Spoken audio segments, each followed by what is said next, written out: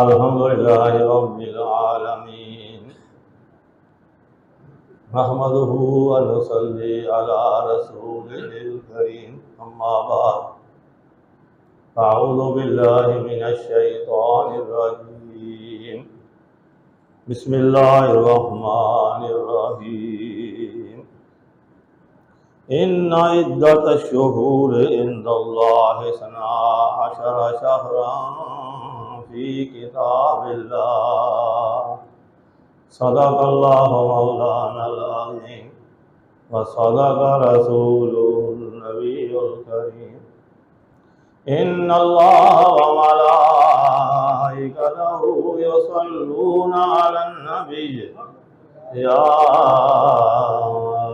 अय्युहल्लज़ीना आमनू सल्लू अलैहि व सल्लिमू तस्लीमा अल्लाहुम्मा सल्लि अला सय्यिदिना मौलाना मुहम्मदिन व अला आलि सय्यिदिना व मौलाना मुहम्मदिन व बारिक व सल्लिम व सल्लि अलैहि बलगल उला बिकमालिही कशफत दुजा बिजमालिही हसनत जमीउ खिसालिही सल्लू अलैहि व आलिही बलगल उला बिकमालिही।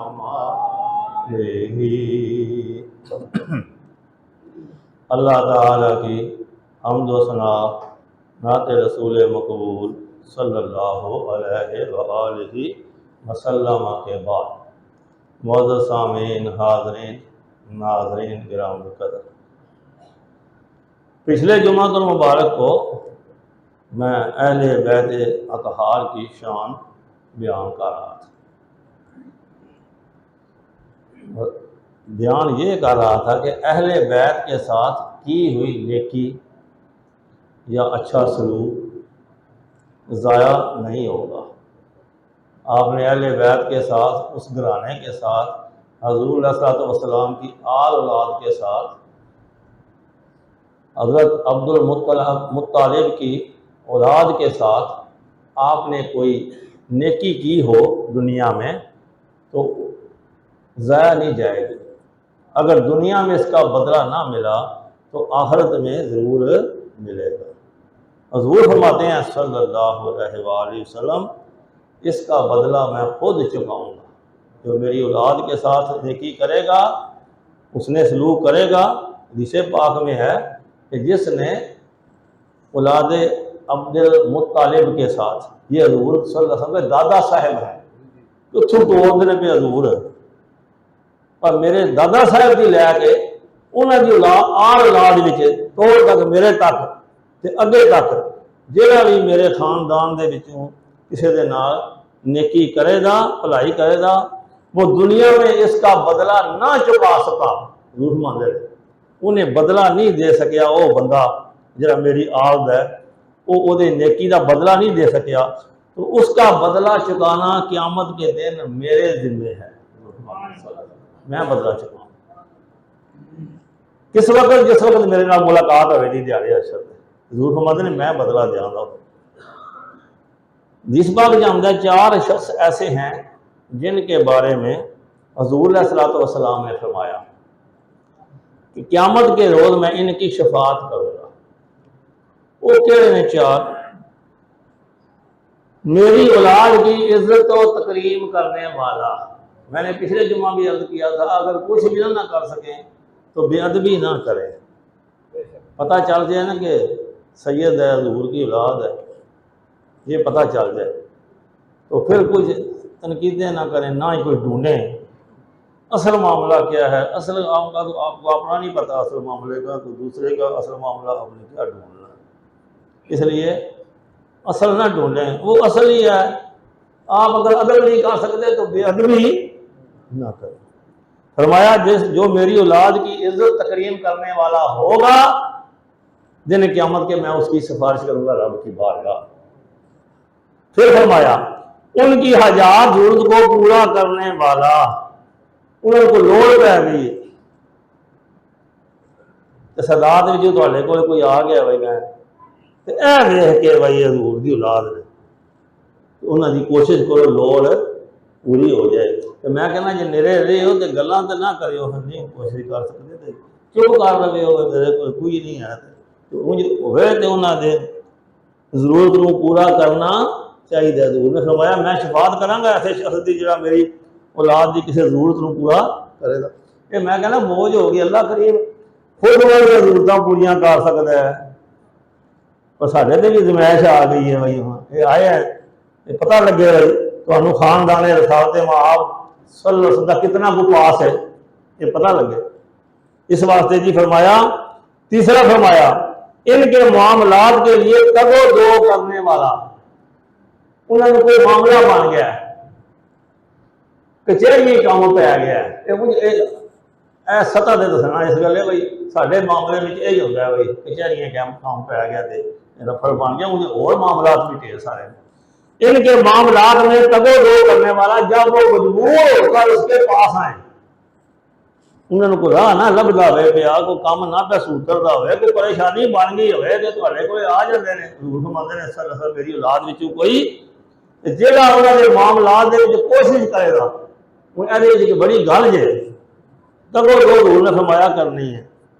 बाद दफा हो सकता है वो काम ना हो सके, बस उन्होंने कोई माल की लौड़ है तो थोड़े को माल है ही कोई नहीं, हजूर ने फरमाया उस मामले तगो दो करनी, उन्होंने कोई मामला बन गया मेरी औलाद को किसी फर्ज को वास्ते कोशिश करनी मैं मसला हल ना हो जाए, ऐसा ना तगो दो जो इंज नहीं करेगा ना कुछ कर नहीं सकता, लेकिन उन्हें कोशिश की बड़ी वजह मसला हल हो जाए इस जवान का वही भी दिहाड़े क़यामत में क्या करांगा सिफारिश करांगा। फिर चौथा फरमाया और दिलो जान से इनकी मोहब्बत करने वाला, यह गल थोड़ा ध्यान रखना जे जिस तरह मोहब्बत करनी है दिलो जान अंदरों मोहब्बत करनी है इन्होंने जारी चलावी मोहब्बत नहीं करनी जिहदे नाल अहले बैत। मौला अली रावी जे इस हदीस पाक दे कंट्रोल माल दी हदीस है, मौला अली खुद रावी ने इस हदीस पाक दे हजूर ने यह गल फरमाई है सल्लल्लाहु अलैहि वसल्लम ने जेड़ा इन्हां दी दिलो जान नाल मोहब्बत करेगा इन्हां नाल ओहदी भी दिहाड़े क़यामत में शफात करांगा। हुण जी अज ये गुफ्तगू खत्म होने वाली तो नहीं है, लंबी चौड़ी है, पर मैं हम चाहना वा वापस चला जितों मैं शुरू किया काम, वो काम कि जो मैं शुरू किए खाने पीने के आदाब से यहो जे अखलाकियात जो मैं शुरू किए सन अज तो कोई महीना डेढ़ पहले। मसलन मेहमान नवाजी के बारे कर रहा था, खाने के की आदाब ने यहो जी चीज़ां जिहड़ियां ने शुरू की।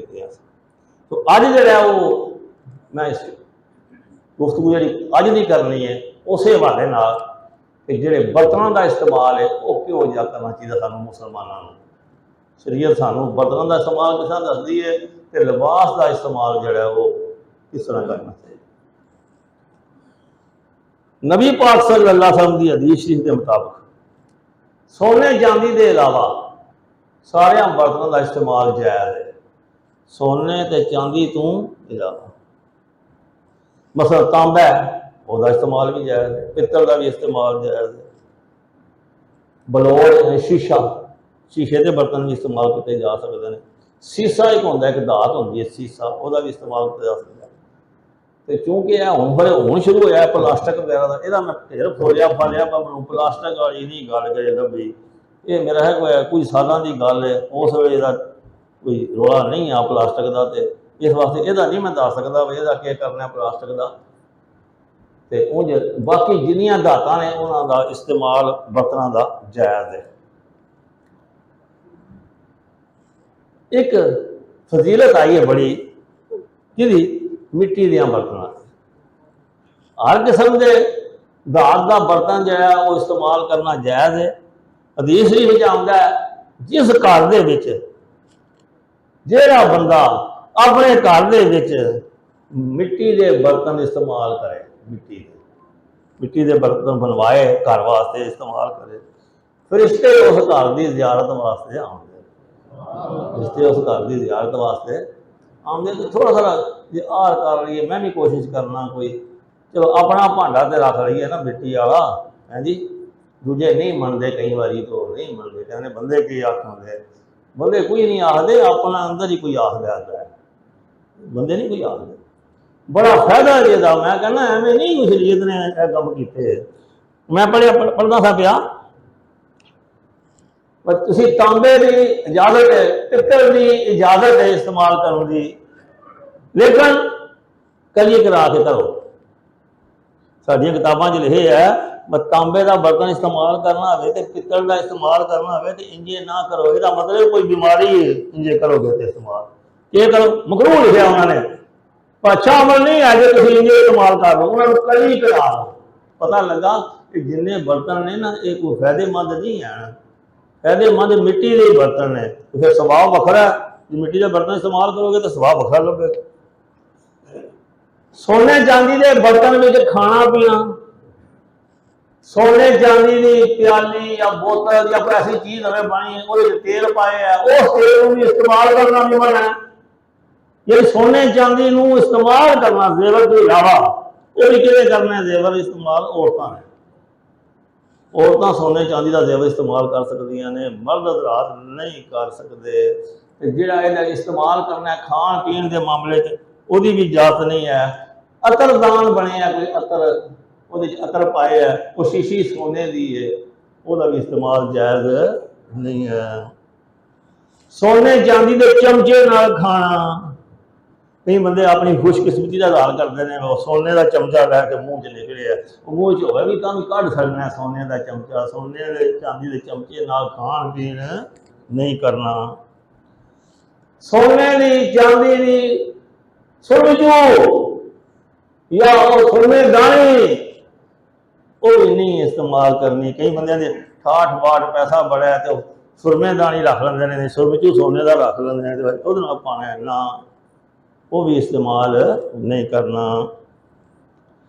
सोने चांदी का लोटा बने हुए आखो मैं अनेकी का काम करना है, वास्ते वुजू करने वास्ते बनवाया सोने चांदी का लोटा, वह भी इस्तेमाल जायज़ नहीं है।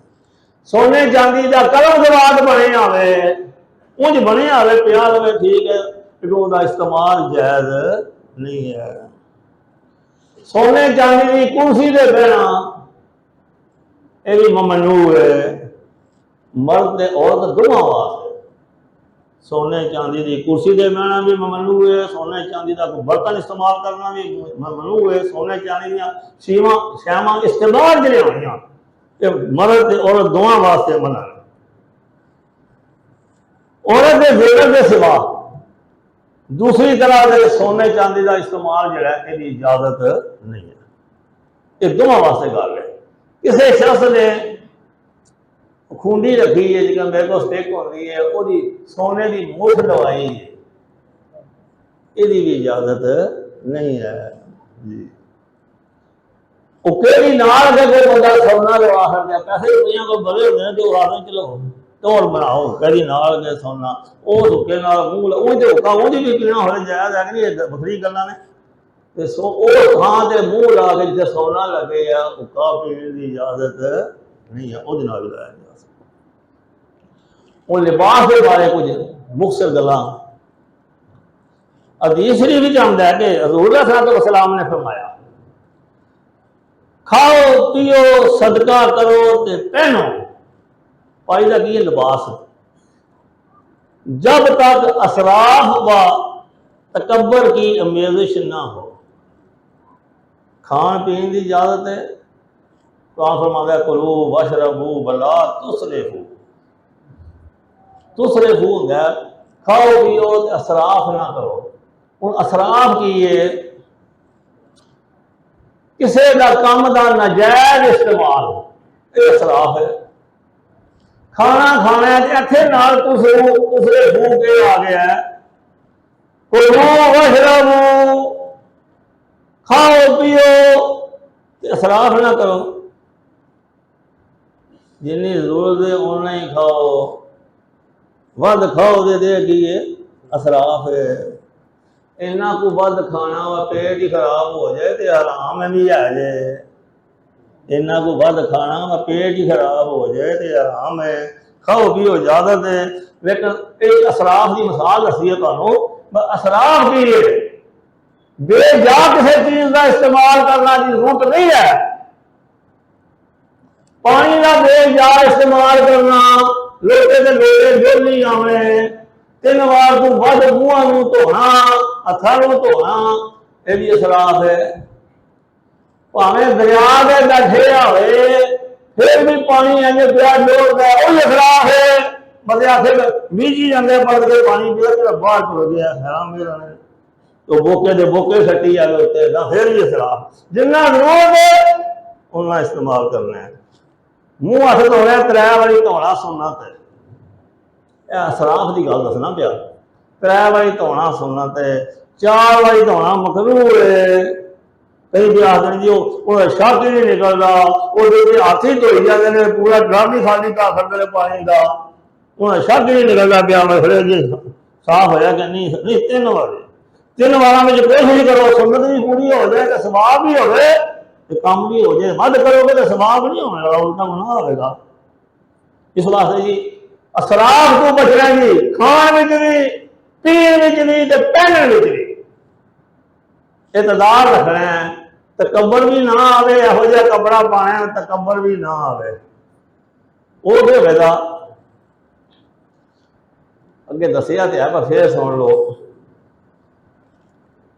बंदे दे विच ऐ आ जाए भाई मैं बहुत कुछ हाँ, दूजे कुछ नहीं है, दूजिया अपने नालों काम कार समझना, ऐस गले कपड़े पाने टोर कढ़न वास्ते, दूजिया के रोब रखने वास्ते या दसन वास्ते मैं बड़ा कुछ हाँ तो दूजे कोई शह नहीं है। इसका ना ही तकबर। कपड़े ऐस गले नहीं पाने तकबर करना है, गुनाहगार होंगे। जे ऐस गले पाने ने जुमे अज धोते पाने ने, सोहने पाने ने धोते, फिर सवाब होगा। सुन्नत समझ के हजूर दी सल्लल्लाहु अलैहि वसल्लम दी धोते कपड़े साफ सुथरे पाने ने, फिर होगा सवाब। जे इस गले पाने ने मैं दूजिया के रोब पाना है तो फिर सवाब नहीं होगा, जो है ना वो भी ज्यादा रहेगा। एक लीक कर सकनी है, किसी को अपने कामदार नहीं समझना, थानू कोई पता नहीं, कामदार दूजे तुसी हो खुद। मैं एक हदीस पाक सुनाना और हज़रत सलाम ने फरमाया भाई एक बंदा शख्स उन्हें किसी के बारे आख्या, उनको गलती का पता लग गया होना, साड़ियाँ तो सारिया छुपियां ने, मौजूदा दी छुपियां ने, तो तुम भी आते ये अल्लाह छुपाइया ने। जिंदी गुजार हो जाए तो दरेरी करिए असी भी कुछ छुपाने की कोशिश करिए, कोई पता नहीं है जो माफ़ी मांग ले तो अगे निकल जाए। तुम इसे गल दे रहो भाई ने वह फलाना काम किया। मैं नीरबा फरमाया सल्लल्लाहु अलैहि वसल्लम ने जिन्हें किसी गलती की है, कोई ऐसा भैड़ा काम किया है, उन्हें तौबा कर ली है, माफी मांग ली है, फिर उन्होंने कोई टकराएगा साढ़े सारी उम्र नहीं छड़ते, और 20 बार तौबा कर रहे हो फिर नहीं छड़ते। उन्होंने कोई टकराए गल करता है फरमाया सल्लल्लाहु अलैहि वसल्लम ने वो मर नहीं लगा जिन्हें जिंदगी वो काम करेगा। जिन्हें जिंदगी काम ना करेगा, जिन्हें लोगों ने मेहनत दिता हूँ उन्हें जिंदगी मौत ही नहीं आने लगी। इसका मतलब अपना आप सफाई चाहिए जिन्हें किसी को ऐसा मेहना ना दिता जाए। उस शख्स ने आख्या बंदा गाली तोड़ते को गुनाहगार है, उन्हें आख्या अल्लाह की कसम है अल्लाह इन्हों नहीं बख्शेगा, अल्लाह की कसम है अल्लाह इन्हों नहीं बख्शेगा। हज़ूर ने फरमाया सल्लल्लाहु अलैहि वसल्लम हुक्म होया ये कौन होंदा है, अल्लाह की तरफ हुक्म आ गया, ए कौन होंदा ये गल आखना अल्लाह इन्हों नहीं बख्शेगा, ये कौन है। नाल वधिया आ गई, रब करीम तरफ हुक्म आ गया, अल्लाह ने इनू बख्श दिते तेरे सारे अमल ज़ाया कर दिते। चल भाई हूँ क्या बनेगा, वो बड़ा पैच बनया, अल्लाह इनू नहीं बख्शेगा, वो अपना ठूकेगा बड़े वसूख ना रखा, अल्लाह की कसम अल्लाह नहीं बख्शेगा। रब करीम का हुक्म आ गया ये जाएगा रखा मैं कहना अल्लाह अकबर अस्तगफिरुल्लाह। अच्छा जी ये कौन गए गल आखना ये तू भी अल्लाह ना पे मार देना भाई माफी मंगो अल्लाह को माफी मंगते रहना चाहिए अल्लाह जी। मैं कर रहा था उन्होंने ये समझा वे गुनाहगार ऐ समझे ही ना 100% हम गल दसा एक अज जाके ना हिसाब लाया हो मैं क्या करना मेरे विच कोई ऐप है कि नहीं है। तो इन्ने कोई ऐप नजर आवे अपने विच जे दिल होया तुहाडा ये भी अल्लाह की देन है। हजूर ने फरमाया सल्लल्लाहु अलैहि वसल्लम ने जिसे अल्लाह किसी ना भलाई का इरादा फरमांदा है ना उन्होंने अपने ऐब विखा सकता है उन्होंने अपने ऐब विखा सकता है। जिसे अपने ऐब नजर आते हैं ना तो फिर बंदा दूजे के ऐब नहीं कटता अपने मुकण के दूजे गल हो ना तो अपने नहीं मुकते तो दूजे वो जो दूजे के कड़ रहा होंगे ना आपू साह पड़े होंगे मेरे चाहे बोली तो जे उन्होंने पता लग जाए मेरे च बड़े ऐप ने अल्लाह ने छपाए ने ना शुक्र करता रहे ना दूजिया मगर ना हो अपने मगर ही हो तो कोशिश करिए अपने ऐप ढूंढो। गल इस गल करता था ब्याह ये तकबर पाया जाता है तो हजूर ने फरमाया सल्लल्लाहु अलैहि वसल्लम ने लिबास भी पाना है खान पीन भी करना है तकबर की मेरिश नहीं होनी चाहिए बंदे तकबर नहीं होना चाहिए बिल्कुल। छोटी मिसाल दी है तकबर के अच्छा चलो अबा उस काम ने क्या किया पहला गुनाह जो है जमीन वो वही तकबर है शैतान ने तकबर किया के तकबर किया उन्हें